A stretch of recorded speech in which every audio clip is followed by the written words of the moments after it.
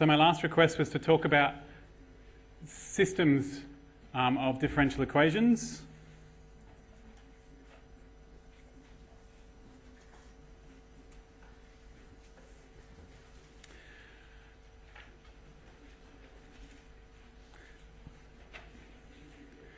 So the classic example in the notes is a fluid mixing problem. But I think it might be nice to talk instead just about the general idea first. I'm just reading the notes.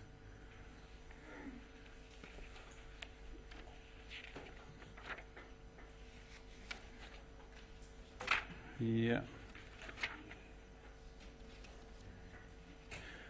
Okay, cool. So the idea is that you have a whole lot of functions. Instead of just y as a function of x, you have a whole lot of functions that are all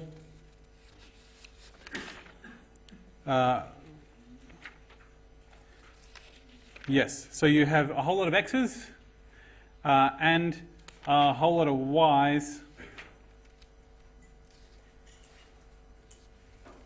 Oh, okay. Cool. Nope, I was wrong. Just give me a second.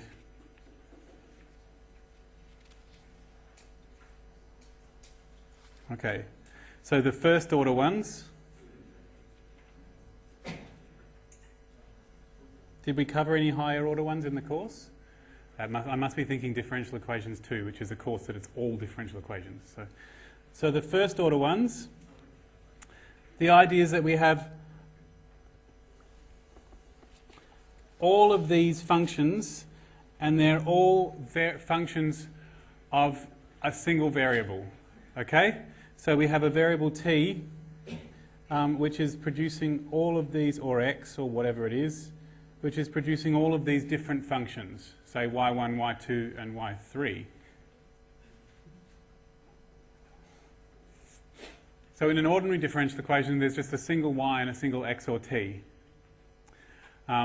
And you're able to solve it by whatever methods you've got for ordinary first order differential equations. But in a system of ODEs, we've got several functions that are all functions of t. And what happens is that in a single situation, we've got that the derivative of your function is described in terms of the original function. So with an ordinary single equation, you'll have like y dashed plus 3y equals, I don't know, 5. Okay? And so you'll be able to describe your y dashed in terms of y. And so what happens with this is that you describe your y1 dashed in terms of y1 and y2 and y3. And you describe your y2 dashed in terms of your y1, y2 and y3. And you describe your y3 dashed in terms of your y1, y2 and y3. And so you get this system of equations. And so you'll end up with something like, this is just for an example.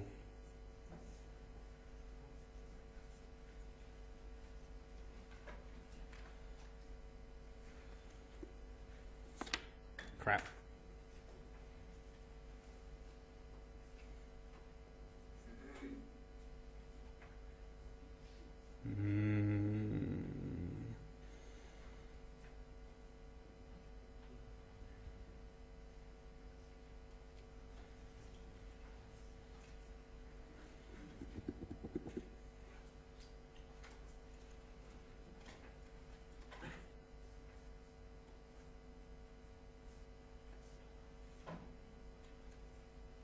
Something like that. So this is a homogeneous system, and so I've been able to describe y1 dash, y2 dash, and y3 dash all in terms of just the y1, y2, and y3, and no other functions of t. There's no other t's. There's no t's in these formulas at all. For all we know, that's functions of x or something else. And the key to all of this is eigenvalues coming back to haunt you from the dark ages of Maths 1A. So the first thing we're going to do is we're going to write this in terms of a matrix. So we have y1, y2, and y3 dash is a matrix that's multiplied by y1, y2, y3. And it's the same way that you would create matrices of linear transformations in Maths 1b. So you've got 2 y1s minus 3 y2s and no y3s, no y3s and 4 y2s and minus 5 y3s, and minus 3 y1s and 1 y2 and 1 y3. And we've created this matrix. And now, this is the cool bit, we're now going to say, well, just a second, we've got a vector of y1 dash, y2 dash, y3 dash, and we've got a vector of y1, y2, y3. What if we had a vector function? My t is not producing 3 separate functions, it's producing one vector with 3 coordinates. And so I'm going to say that y dashed is a times y.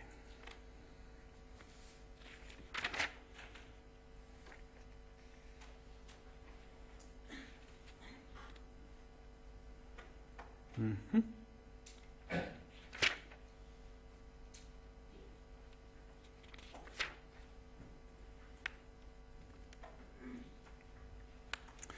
Okay, now you know what I said about the differential equations. Well, if this is the first time you're listening to this seminar, those who are not here in person, this will not make sense. But in the previous seminar where I talked about the PDEs, I said that a differential equation is a little bit like an eigenvalue problem. Okay, so when you do a derivative, you're performing an action on a function, and it produces a result. And if that result is a multiple of the original function, then you've got an eigenfunction. In the same way that matrix times vector is a multiple of a vector, is an eigenvector. And so we have a similar situation here. So we have that performing y dashed is the same as multiplying by this matrix. And so in that sense, we have an eigen situation here, because the derivative is a multiple of the original. It happens to be a matrix multiple, but we'll gloss over that for a moment. Okay. Mm-hmm. So what we're going to do is we're going to say, what if it was e to the lambda t? So this is, I'm just copying what's in the notes here.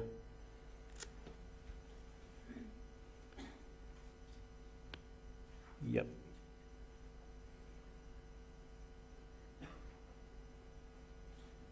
Wow, how bizarre. I need an example of that. I'm just going to do it by example and see what we get, okay? But we're going to go y is some vector times e to the lambda t. And that would mean that if I differentiate each coordinate of y separately with respect to t, it'll just be, the idea is that this is a multiple, so we've got something like a1 up to an e to the lambda t. So if I differentiate this all separately, I'll just get lambda a1 e to the lambda t all the way down to lambda an e to the lambda t. And so the lambda will come out and I'll just get a multiple of what I started with. So what's going to happen is the x is a constant that's multiplied on. It's a vector constant, but that's okay. The x is a constant that's multiplied on. And so it's still there after I do the derivative. And the lambda comes down because that's what you do when you differentiate with an e to the t. And so I've got that y dashed is lambda x e to the lambda t. But just a second, y dashed is already a y.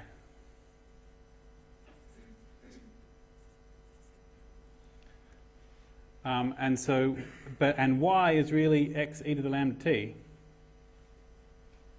So what we get is that ax e to the lambda t is actually lambda x e to the lambda t. I divide everything by e to the lambda t and I get ax equals lambda x. Eigenvalues! Yay! So it turns out that, I mean, all of that's not really necessary. I mean, it's necessary to prove that what we're doing is going to work, but if you're just going to do this straight up in an exam. If you can't remember where this comes from, go for it. Go, oh, it's totally like x equal to x times e to the lambda t, and you can figure it out yourself. But if you can remember that this situation is an eigenvalue sort of situation, you'll just find the eigenvalues and eigenvectors of this matrix. Now, I do not desire to find the eigenvalues and eigenvectors of that matrix. I have set it up so that I know what one of them is, so I do have a chance of finding all three of them. In an exam, I would expect that there will usually only be a 2 by 2 matrix. So I should probably do an example with a 2 by 2 just to give you the idea. So basically, that means that I need to find the eigenvectors and eigenvalues. Now, what happens when you find the eigenvectors and eigenvalues?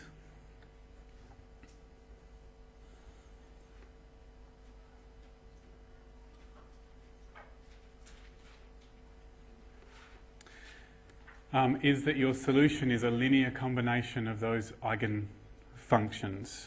So I'm just going to do an example, and we'll do another example. Okay. Okay, so a different example that's smaller.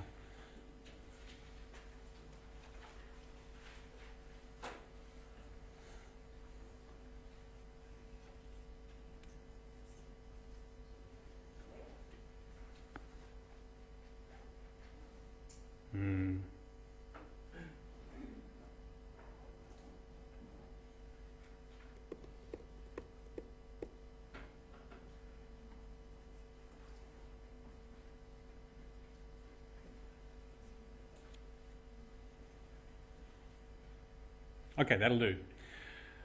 Okay, so let's do this one. It is likely that in fluid mixing sort of problems, everything here will be fractions rather than whole numbers. Okay, so I'm going to go y1 dashed y2 dashed is matrix times y1, y2. So I have 2 y1s and minus 3 y2s, minus 4 y1s and 3 y2s. It is just possible that you may have to rearrange you might give you original equations and they won't look like that, and you have to rearrange them to get y dashed equals to be able to do this. So they might be rearranged with everything equals 0, and you've got to rearrange them first before you can do this.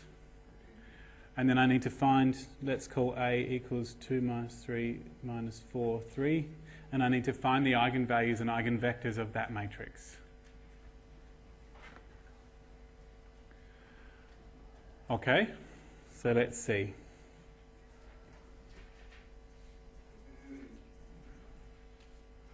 Now I know already that the eigenvalues are minus 1 and 6 because I set it up that way.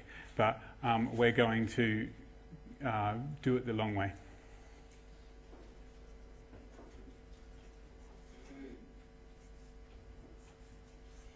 So minus A would be this. And then I put the lambdas in. And then that will be lambda minus 2, lambda minus 3, minus 12, which is lambda squared minus 3 lambda minus 2 lambda plus 6.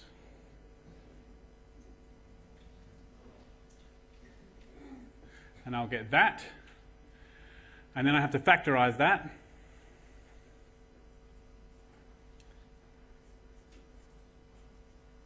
So I have to think of two things that multiply to give minus 6 and add to give minus 5, which are totally minus 6 and 1.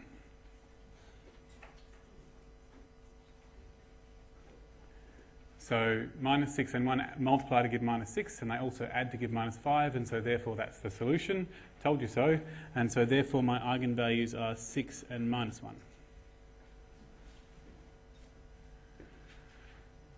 Okay. So that's the eigenvalues. That's important. They're going to come back later. And the eigenvectors, I'll have lambda equals 6. And so I'll have lambda I minus a will be just subbing the 6 into this. 6 minus 2 is 4. 6 minus 3 is, I'll get that. And my goal is to solve this. Like that. And it will always be true that one row will be a multiple of the other row when there's a 2 by 2, because there must be a row of zeros when you do your eigenvalues. And so we've got, when I do my row operations, I can wipe out the bottom row because it's a multiple of the top row, and I can divide the top row by, say, 4 maybe. I can be a bit creative about it as well, but I'm just going to do this. So I've got a free variable there for y, for x2, and x1 will be minus 3/4 of t, and so my eigenvector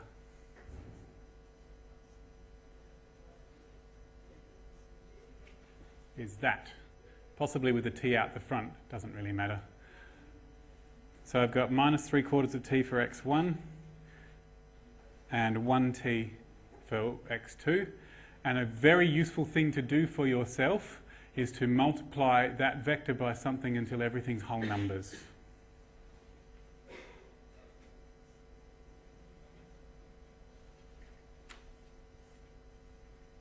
That's an S, not a 5.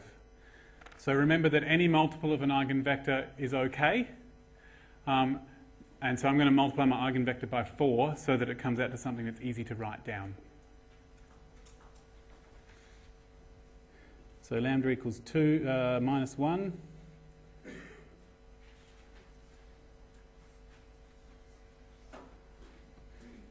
Shouldn't put an equals there really.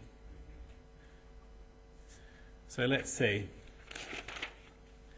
Minus 1 minus 2 is minus 3. The 3 is the same. That's a 4. Minus 1 minus 3 is minus 4. And look, the bottom is a multiple of the top. It's sort of like 4/3 of the top. And so I can do my row operations. This will be 0, 0. And I'll divide the top by minus 3 to get this.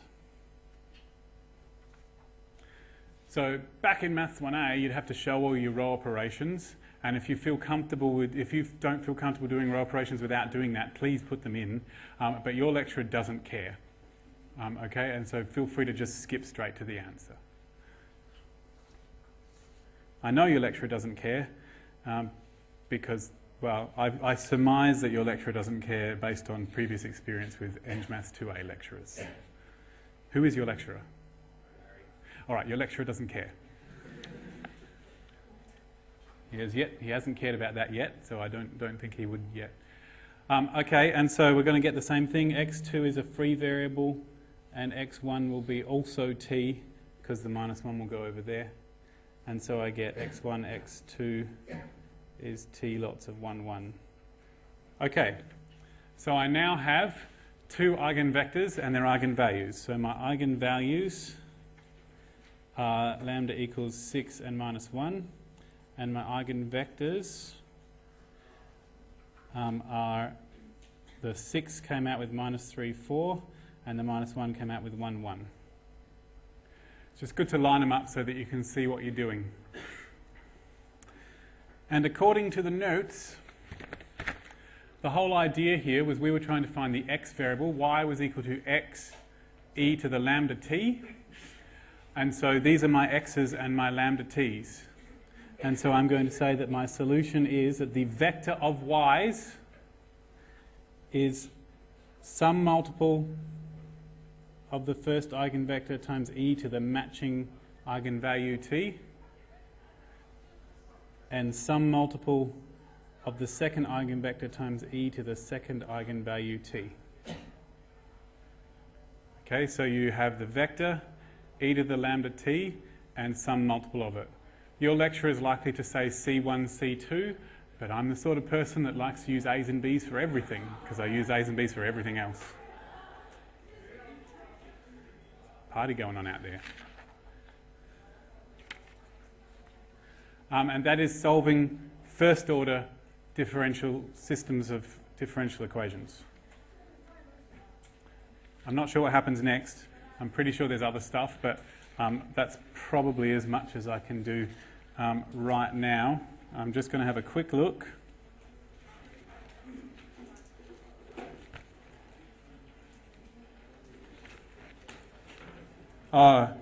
Just be aware that if you get complex solutions, right, let's do a what if.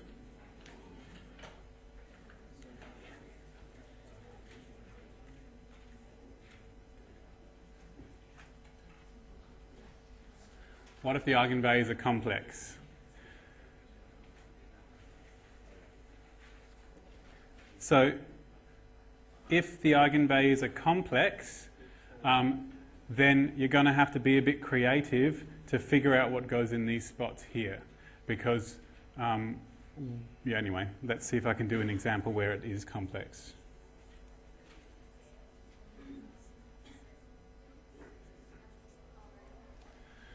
I can't think of any off the top of my head. There's an example in the notes, but I don't want to use the same one. What if they add up to... Sorry?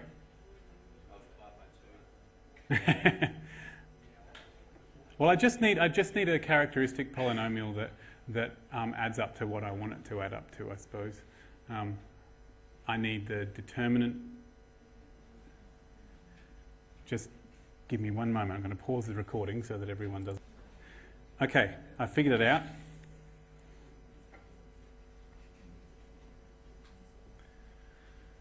Oh no, I hadn't figured it out after all. Just a second.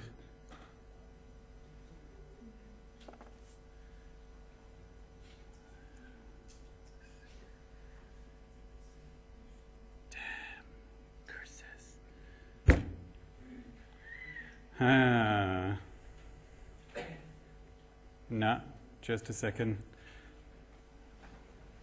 No, it does have to be a -5. Just a second. Right, all good. It's going to work. Right. Okay, so this one, when I try and find its eigenvalues,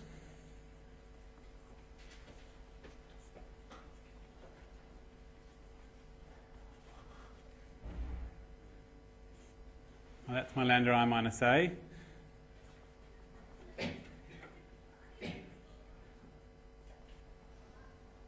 And I'll get that, so it's those two minus those two. I'll get lambda squared plus 5 lambda minus 5. Oh, crap of all crap. Sorry? Yeah, I just need to change the original question.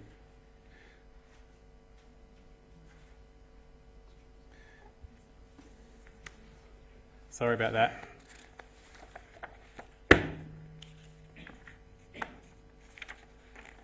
So if it's 2 minus 5, I'll get a plus 5 here and a minus 2 here, and I'll get minus 10. And so I'm going to get lambda squared plus 4 lambda plus 5. And it's impossible to find two real numbers that multiply to give 5 and add to give 4. And so I'll need to use my quadratic formula. Minus b plus or minus b squared minus 4ac over 2a. 16 minus 20 is minus 4.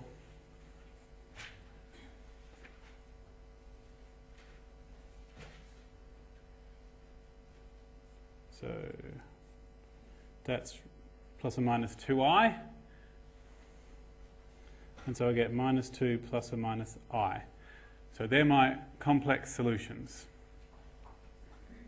So I'm just going to naively do what I thought I'm supposed to do, and I need to figure out the eigenvectors, but I only need to figure out one of the eigenvectors. So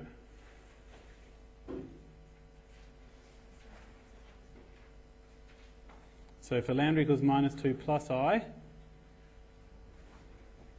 will get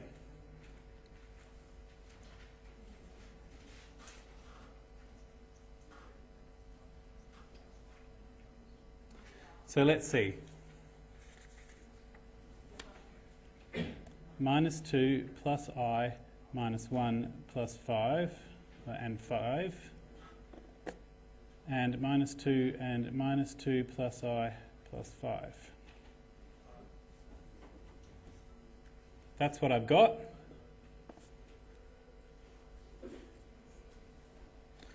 And I'm going to have to row reduce that, which is awful, but let me just first figure it out so it looks a bit simpler. Minus 3 plus I.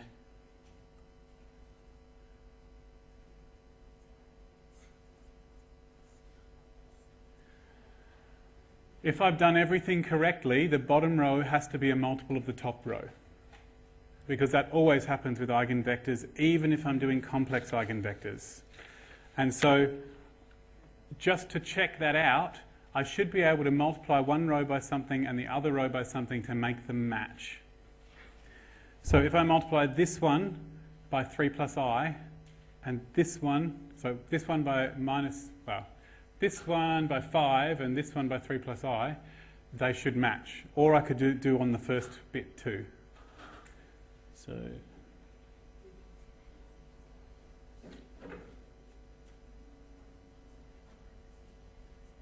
if I do that, row 1 times 2, I'll do it with the first column, times this one by 2 and this one by 3 plus I, just to make sure I've got everything right. Okay? Actually, I won't times that one by 2, just leave that one. It should be obvious once I've done it that they're multiples of each other. So I'm just going to times the bottom one by minus 3 plus I. So leave the top one as it is. So minus 2 times minus 3 is plus 6. And minus 2 times minus I is minus 2I. Cool. So now let's multiply these two together. Minus 3 plus I times 3 plus I. So minus 3, that looks like it's a difference of 2, so I'm going to do it on the side. Minus 3 plus I times 3 plus I. We've got minus 9, minus 3I plus 3I plus I squared. We get minus 10. And look, this is minus 2 times that, and this is minus 2 times that. They line up. I've done it correctly. I don't need to do that step. I can just wipe out the bottom row, and that's fine. But if I'm not confident that I've figured out my eigenvalue correctly, this will confirm it. So if I multiply the bottom row by by the complex number in the top row, the rows should be multiples of each other, and I'll be able to completely confirm that I've got my eigenvalue right.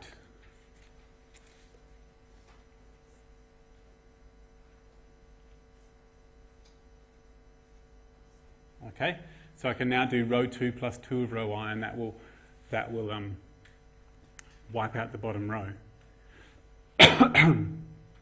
So here's the thing.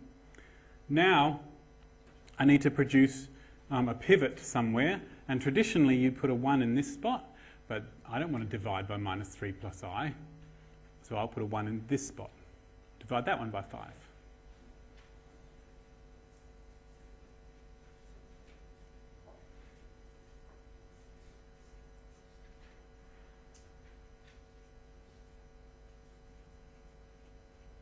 So here's my pivot column there. So that's my column of the identity, so this one's the free variable instead. It's not even necessary to do that, but I'm used to putting a 1 somewhere.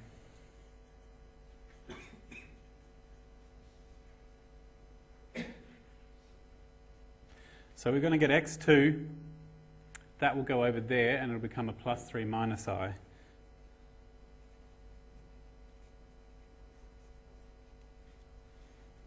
And so that when I make my matrix, if I'm very clever, if I times both of them by 5, it'll all come out nicely. And here's a nice trick that will allow you to skip some of the working. If I multiply by 5, notice the minus 3 plus I has become a 3 minus I, and the 5 stays as it is, and they've switched positions. So if you notice these two here, if you swap them over and minus one of them, it doesn't matter which one you minus, it will make the eigenvector. You might have noticed it back before, actually, if you were paying attention and had like sort of future, if you had some good precognition. Back over here, the 4 and the 3 switched positions and one of them got minused, and that produced the eigenvector. So you are allowed to just skip straight to that if you want, if you can remember that. Only works for 2x2s, 3x3s are crap, but 2x2s are great. And so this is my eigenvector. So I now have my eigenvalue is, what was it, 2 minus I? 2 plus, minus 2 plus I. Yep. And my eigenvector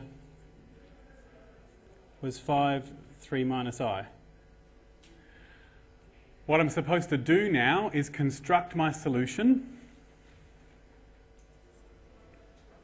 This is just one of the solutions, so a solution. It's eigenvector e to the eigenvalue t. That's an I. Okay, awesome. The two solutions I need to construct the answer, we know A of this and B of this, are the real and imaginary parts of that vector.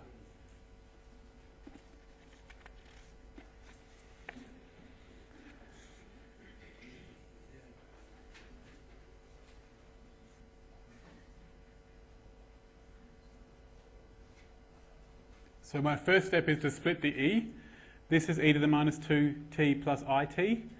And when you plus up in the powers, it's the same as multiplication down below. So I can split this bit into that, a real bit and an imaginary bit. Do you have to worry about the negative value of lambda that we considered when we calculated in the first place? You mean the plus or minus I? No, you don't. So the question is, do you have to worry about the minus I, the minus 2 minus I? No, you don't, because the real bit of minus 2 minus I is the same as the real bit of minus 2 plus I, and we're going to do the real bit anyway. And the imaginary bit of minus 2 minus I is just minus the imaginary bit of minus 2 plus I. So if I do the real bit and the imaginary bit of this, it will come out to the real bit and minus the imaginary bit of the other, and so I only need to do one of them. So basically that's the deal. So that's why you don't need to consider them both, because you can just do this magic trick with the real and imaginary parts. So you choose whichever one makes you feel better, and the plus is usually easier to cope with.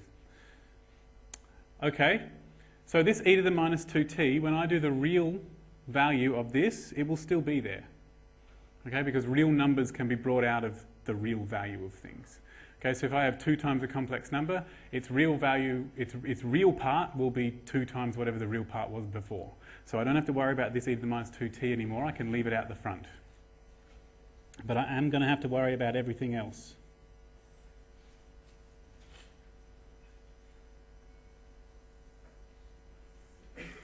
Okay, the e to the it. So e to the I anything is cos plus I sine.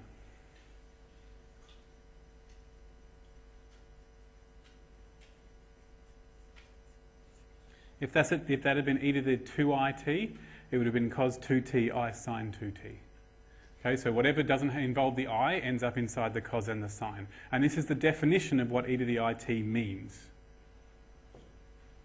So if you ever did complex numbers before, I know I didn't when I came to university, but they let me in anyway. That's, some people call it cis, cos I sine. Cos I sine. The rules for cis behave the same as the rules for powers, which is why mathematicians went, oh, it's totally a power, and then they just defined it that way. And then we're going to have to multiply this out.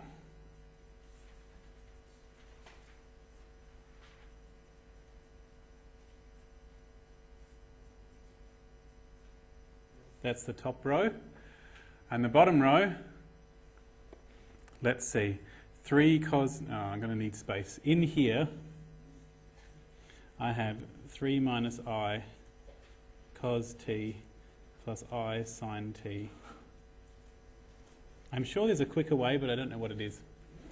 So 3 cos t plus 3I sin t minus I cos t minus I squared sin t is 3 cos t plus 3I sin t minus I cos t. Now I squared is minus 1, so that's just plus sin t. And so I've got a real bit and an imaginary bit for this now. So my y is now e to the minus 2t, 5 cos t plus 5 plus I times 5 sin t, and 3 cos t plus sin t plus I times 3 sin t minus cos t. Sweet! Yes. And now we are nearly there because we just take the real part and the imaginary part. We have a real bit here and an imaginary bit there. So we're going to say that actually, so this was just one solution. Now the general solution, so my e to the minus 2t is still going to be there, and I've got my 5 cos t, 3 cos t plus sin t. That's the real bit, and we're going to have some multiple of that. And we still have the e to the minus 2t, but now we take the imaginary bit. So we've got 5 sin t, 3 sin t minus cos t, and we've got some multiple of that. And that is how it is done.